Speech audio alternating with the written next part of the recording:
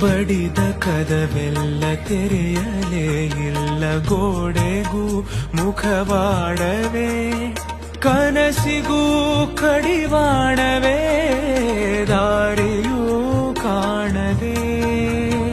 ಕೇಳುತ್ತಾ ಕೃಷ್ಣನ ಕೊಳಲಾಲಾಪನ, ಕಂಡೆನು ಆ ಕಳ್ಳನ ನೋವಿನ ಯಾನ.